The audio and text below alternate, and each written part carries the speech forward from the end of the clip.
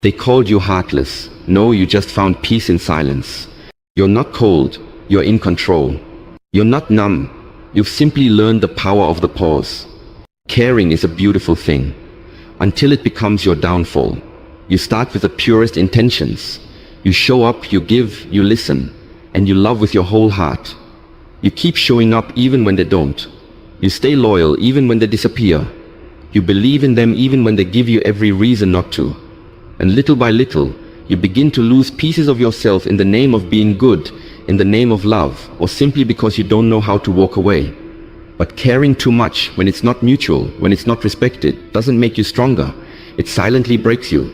It turns your empathy into exhaustion, your hope into heartache, and your love into a one-sided war.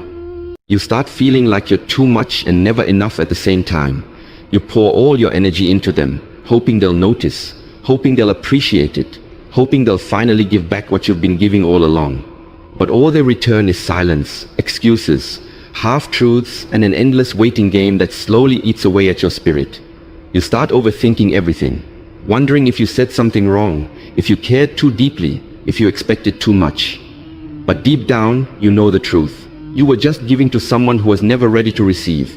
And that's not your failure, it's your lesson. The pain isn't just in what they did. It's in what you allowed to keep happening. It's in every time you saw the red flags and made excuses. It's in every moment you showed grace when you should have set boundaries. And it's in every chance you gave when you should have walked away. You weren't weak for caring. You were strong for loving through it all. But strength isn't about staying where you're disrespected. It's about learning when to stop giving your soul to people who treat it like it's disposable. Eventually, your body starts to feel what your mind refuses to accept.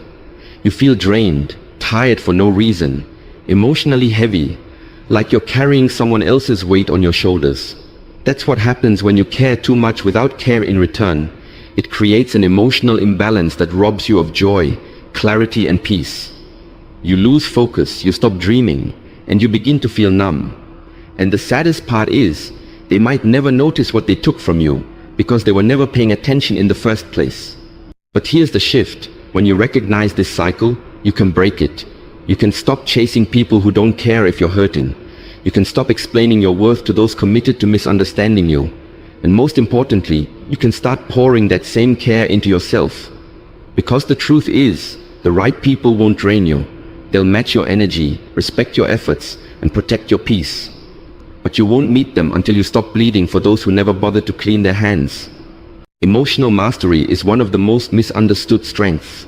People often think that becoming emotionless means you've gone numb, that you've lost the ability to feel, to empathize, to care.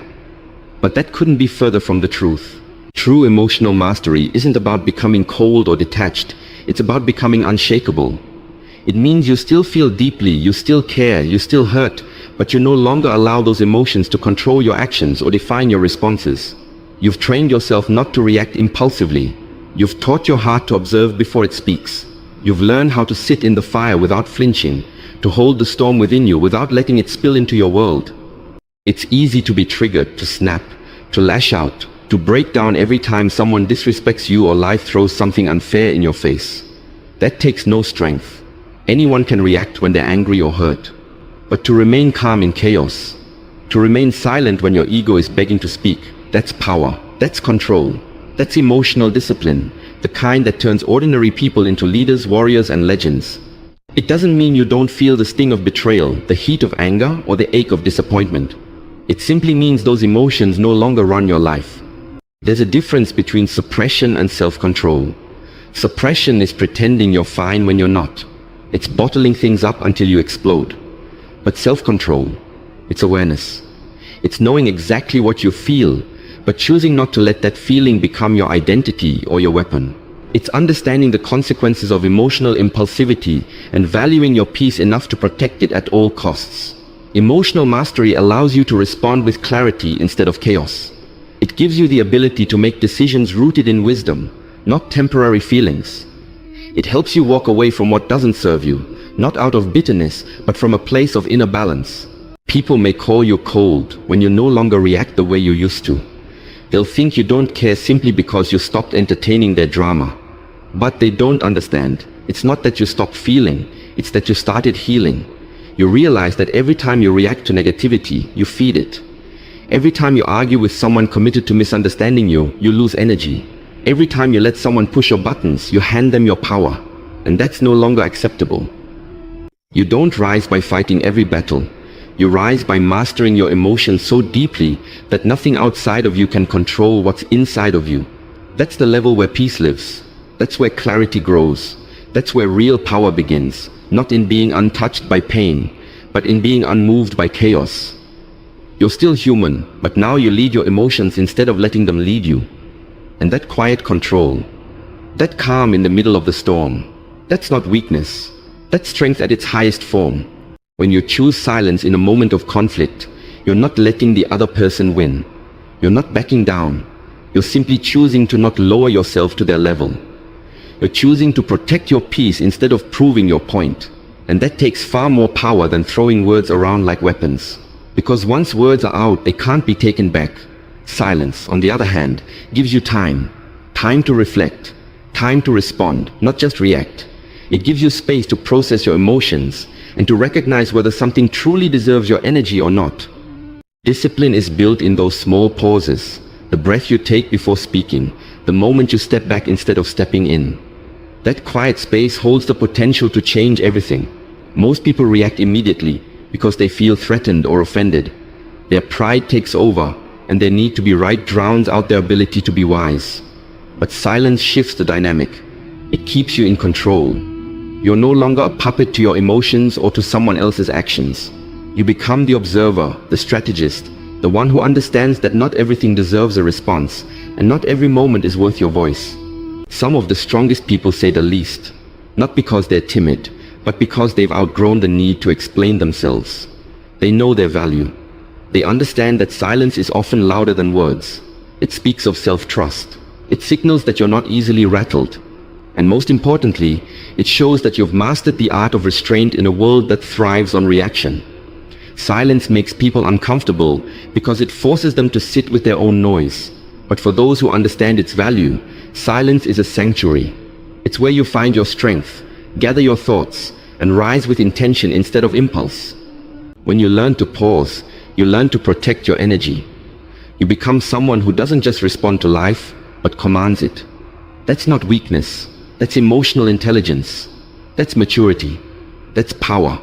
So the next time someone tries to provoke you, remember, the loudest person in the room isn't always the strongest. Sometimes it's the one who says nothing, who observes, who waits, and who walks away with their peace intact. That's the kind of strength silence holds. Boundaries are not walls to keep people out. They are doors you choose when and how to open. They are the invisible lines you draw to protect your well-being, your time, your peace, and your mental clarity.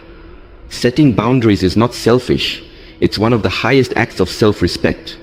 When you recognize that your emotions, your energy, and your peace are sacred, you stop handing them out like free samples.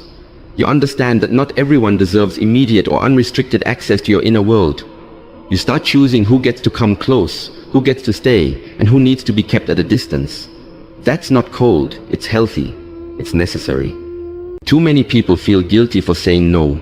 They fear being seen as rude, distant, or unkind. But the truth is, every time you say yes to someone or something that drains you, you are saying no to yourself. You're trading your peace to avoid discomfort. But peace isn't something you give away to keep others comfortable. It's something you protect fiercely and unapologetically.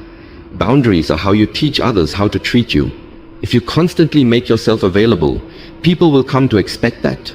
If you never speak up when someone disrespects your time, they will assume it doesn't matter. But once you begin honoring your space, others are forced to either respect it or lose access to it. You don't owe anyone immediate emotional availability. Just because someone demands an answer doesn't mean they deserve one. Just because someone texts you doesn't mean you're obligated to reply right away. Just because someone is loud doesn't mean their opinion is more important than your silence. When you learn to pause before giving pieces of yourself away, you reclaim power.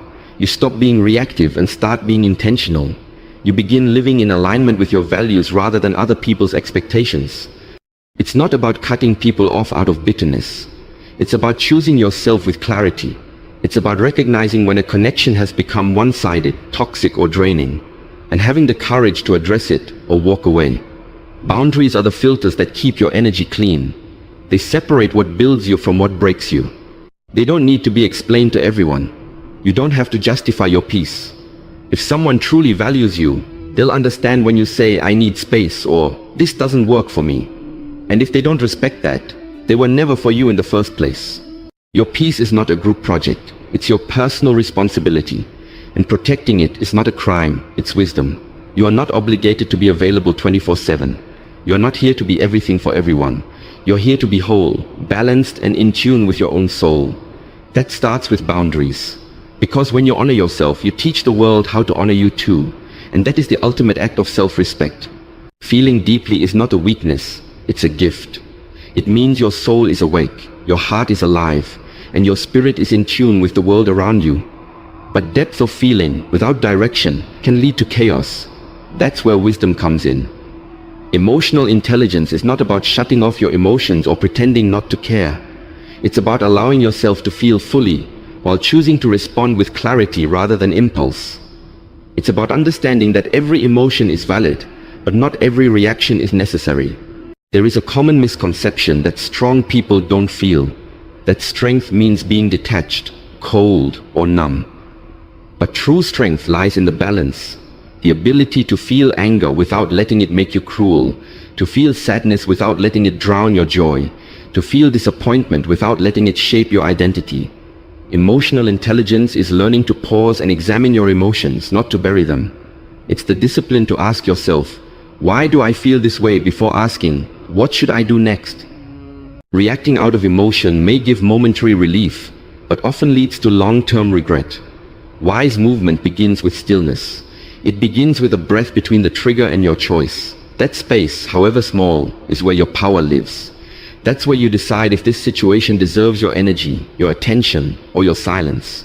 That's where you take back control. You don't become emotionally intelligent by denying your feelings. You become emotionally intelligent by becoming curious about them. You learn to sit with your anger, to trace its root, to understand its voice. You learn to observe your sadness without judgment, to honor it without being owned by it. You begin to realize that your emotions are not instructions, they're information, and how you respond to that information shapes your life. Emotional maturity is knowing that not every offense needs a response. That just because someone hurt you doesn't mean you must hurt them back. That just because something went wrong doesn't mean you must spiral. It's about recognizing that your emotions are part of the story, but not the whole story. You can feel deeply and still move with purpose. You can cry and still keep going. You can be heartbroken and still make decisions that serve your growth. In a world that moves fast and reacts even faster, slowing down to process your feelings is an act of rebellion. It's a form of self-mastery. It's choosing presence over panic, reflection over reaction, peace over proving a point. And when you master this, you become a force, calm, centered, and unshakable, not because you don't feel, but because you do. And you've learned how to carry your emotions without letting them carry you. Feel deeply, that's your humanity. But move wisely, that's your evolution. Because emotional intelligence isn't about being less emotional, it's about being more aware. And awareness is where your power begins. Letting go is one of the hardest things a person can do. It's not always about anger or resentment. It's often about survival. It's about realizing that not everyone is meant to walk every chapter with you. You don't owe your presence to people who continually rob you of your peace, energy, or sense of self. Choosing to walk away isn't a sign of coldness. It's a reflection of clarity. You've finally seen the situation for what it is, and you're choosing yourself not out of selfishness, but out of self-respect. People will try to make you feel guilty for creating boundaries, for saying no, for walking away from what no longer serves your growth. They will call you distant, heartless, changed. But what they're really saying is this: I can no longer benefit from your silence, your sacrifice, or your self-neglect. That's not your burden to carry. You are not responsible for how others react to your healing. You were never put on this earth to shrink for others, to constantly explain yourself, or to remain stuck in cycles of emotional debt. You don't have to justify your peace to anyone. Your soul is not a battleground. And if preserving your well-being makes others uncomfortable, that's a reflection of their expectations, not your value. Letting go doesn't mean you didn't care. It means you cared so deeply that you tried again and again until you realized that trying was hurting more than helping. It means you finally understood that love is not supposed to cost you your sanity, your joy, or your dignity. It means you stopped confusing pain with loyalty and guilt with obligation. Protecting your peace often comes with silence, with unanswered messages, with walks taken alone and tears cried in private. It comes with lonely nights and empty spaces where certain people used to be. But eventually, peace settles in, not the kind that's loud or dramatic, but the kind that whispers, "You did the right thing." The kind that lets you breathe again, think clearly again, sleep deeply again. You're not cold, you're not unkind, you're not bitter. You're just clear. Clear on who you are, what you deserve, and what you will no longer tolerate. That's not weakness. That's power. That's growth. That's freedom. Guilt has no place in your healing. You are not abandoning anyone by choosing yourself. You're honoring your worth. You're not turning your back on people. You're turning toward peace. And peace, true peace, is worth more than 1,000 forced connections. So let go. Let go of what drains you, confuses you, belittles you. Let go without needing to be understood. Let go without the drama, the explanations, or the tears. Let go quietly, but confidently. Because your peace is not up for debate. It is not negotiable. It is your right. Your peace is your responsibility. You weren't born to please everyone, to absorb chaos, or to constantly explain your worth. You were born to live with intention, to feel deeply but respond wisely, to set boundaries that protect your soul, and to walk away from what dims your light. Caring too much for those who give nothing in return will only drain you. True emotional mastery lies not in shutting off your feelings, but in choosing how and when to express them. Silence is not weakness, it is wisdom. It's the space where you regain control, where your clarity grows louder than the noise around you. Boundaries aren't cruelty, they're clarity. They're how you honor yourself, not how you push others away. Feeling deeply doesn't mean acting on impulse. It means knowing when to act and when to let go. And letting go without guilt is not a cold act. It's the warmest kind of self-respect. This is your time to reclaim your power. You don't need to explain, react, or prove anything to anyone. Protect your peace. Guard your energy. And walk boldly in the direction of your worth. Because the moment you choose yourself, everything changes.